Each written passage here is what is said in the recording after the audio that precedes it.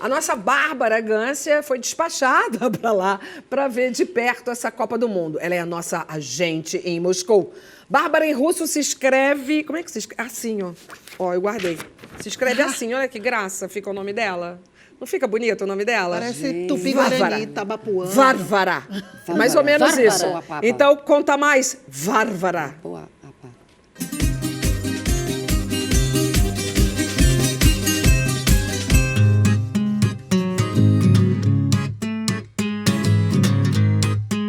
Primeira Copa do Mundo depois do 7-1, primeira Copa do Mundo depois das hashtags todas, o Me Too, deixa ela trabalhar.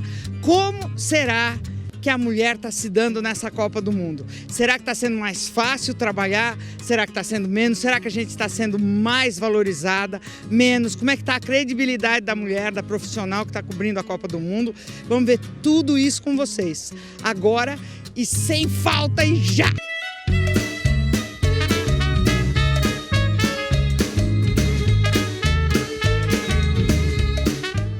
Fernanda Gentil, finalmente eu achei você. Eu quero saber uma coisa, você tá dando uma de fazendo bem a menininha ou não? Bem, menininha. Bem, menininha. Né? Eu tô bem na minha, concentrada, focada, determinada no trabalho. Quando você entrou no jornalismo, você teve que se impor? Tinha aquela coisa de fazer graça com mulher, porque mulher não entende de esporte, não entende de futebol? A provocação mais séria, talvez, agora olhando com o nosso olhar do século XXI, foi essa de voltar no centro do Maracanã, na minha primeira reportagem para o Esporte Espetacular, isso em 1996, e metade do Maracanã me chamar de piranha, a outra metade me chamar de gostosa. Então, assim, em algumas situações que eu acabei ficando quieta, calada, não falei nada, hoje em dia eu acho que essa nova geração não fica quieta. Olha, Bárbara, eu sempre falo o seguinte, se eu passei por isso, eu não computei, não contabilizei, assim, porque eu tava sempre com um objetivo tão lá em cima, no foco e determinada para aquilo que eu queria, porque essas coisas não batiam, assim.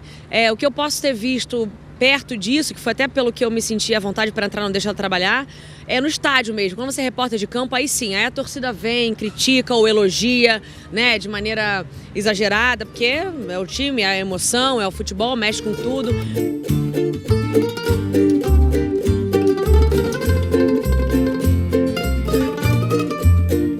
Essa aqui é a sala de imprensa onde ficam todos os jornalistas de todos os países do mundo.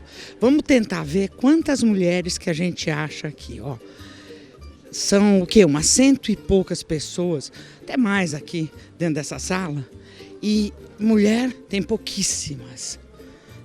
I think it's a normal thing that because there are more male sports fans than female sports fans. That's why there are more male working in this area. Afortunadamente vemos a más mujeres que están luchando obviamente por ganarse sobre todo el respeto y la credibilidad, ¿no? Que es muy importante. To be honest, I prefer to work with men. Why? Because I feel like we can work together, you know. I don't really like to work with women because there is too much gossips for me. And I earn more. You earn more than the men. Yeah, because the soccer is more popular, and then the other like the volleyball or basketball. Yeah. Eu tô aqui com a Marina.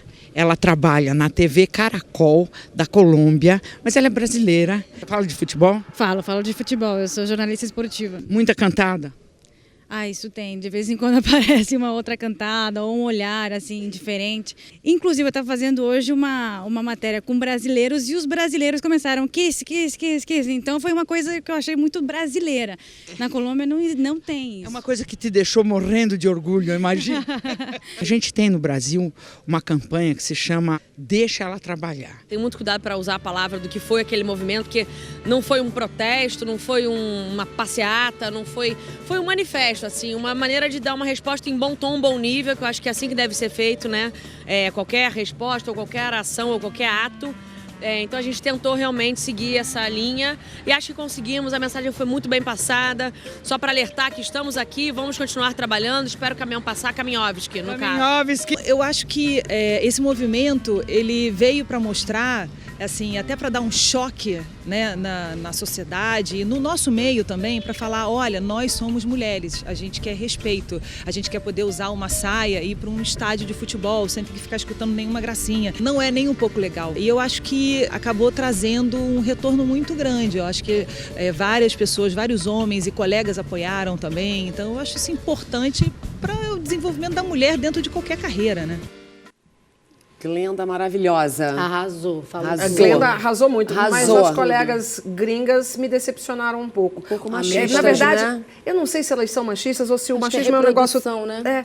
É tão entranhado Mas que fala e não percebe. Eu compreendo, porque guardadas as proporções, quando você trabalha num meio muito masculino, e eu me lembro de mim no começo no rock, por exemplo, assim, a gente acaba se masculinizando e naturalizando essa sensação para não chamar atenção, para achar que aquilo é um coleguismo, para ficar de igual para igual. Mas então, fala que tem esse sentimento. trabalhar com mulher não gosta porque o ambiente de fofoca. Eu não concordo, também. mas eu entendo o isso, né? sentimento dela. Agora, uma das primeiras falou um negócio que eu achei interessante. Ela falou assim, eu acho que tem mais homem trabalhando com esporte porque tem poucas torcedoras. E aí eu me lembrei de um dado que lá fora, não sei, mas aqui no Brasil, 2 dos maiores times, Flamengo e Corinthians, quase metade da torcida desses 2 times, 48%, 46%, se eu não me engano, respectivamente, são mulheres. Vem cá, agora vamos direto para São Petersburgo falar com ela, a nossa Barbarovski. Conte tudo para mim, minha querida. Achei as suas colegas jornalistas um pouco machistas, tá? Pois é, um pouquinho machistas mesmo, aqui. eu também achei, mas é compreensível, porque no esporte, especialmente no futebol, os homens são meio ligados à baixaria, porque futebol é a vida, e a vida quando está só homem é um pouco baixaria, então quando tem uma mulher presente, eles falam, vamos ter que fazer uma concessão, vamos ter que nos comportar porque está a mulher presente, entendeu? Então é um pouco isso, né? Gente, achei Bárbara de uma elegância nesse chiquérrima. visual russo aí, muito chique, muito bonita. Agora, Bárbara, a gente está falando aqui também de número de torcedoras. A Pete falou já de 2 torcidas, o Corinthians e Flamengo, tipo, 49% são mulheres. E aí na Rússia, as torcedoras, tem muita mulher na torcida?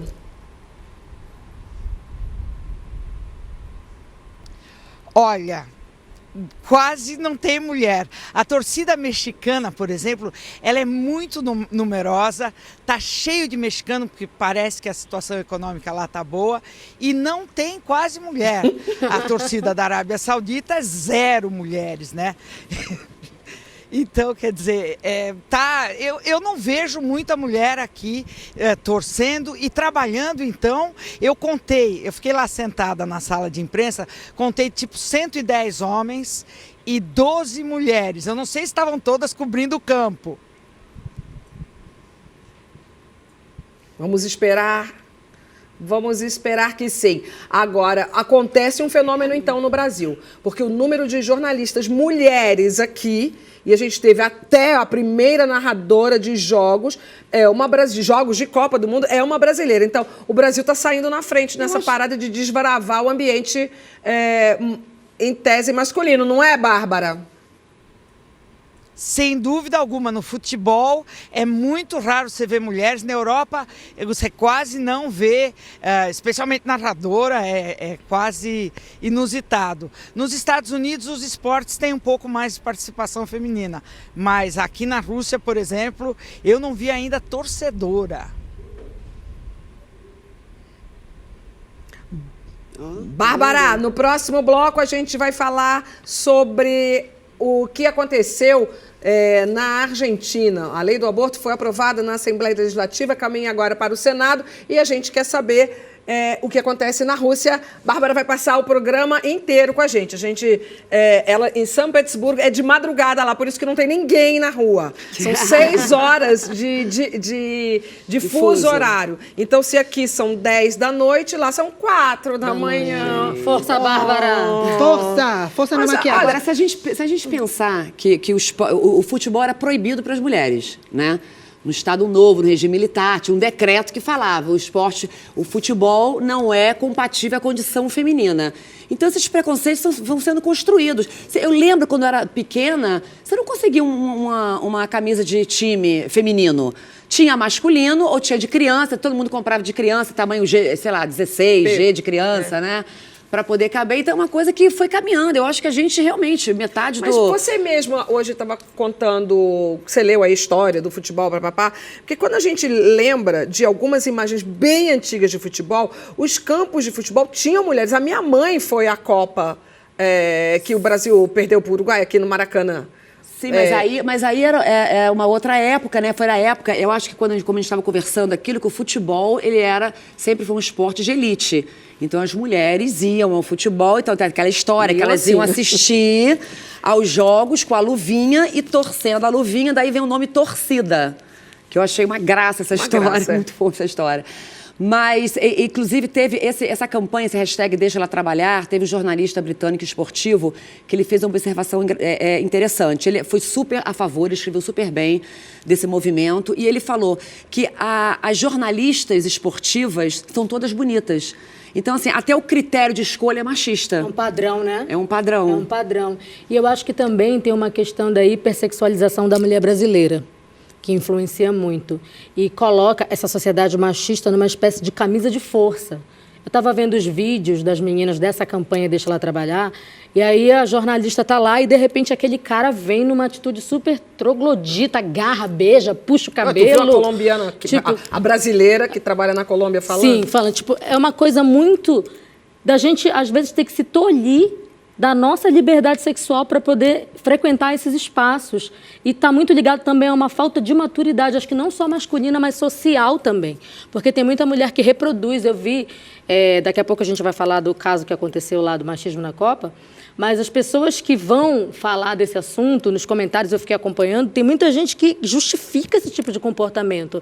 E esse lugar de objetificação da mulher, sempre a gente é colocada nesse lugar por conta dessa falta de maturidade que a nossa sociedade ainda tem. Agora você vê que a gente está total com você. Total. Eu vi muitas mulheres nas redes sociais, porque eu saí da minha bolha. A gente sempre tem que sair da nossa bolha.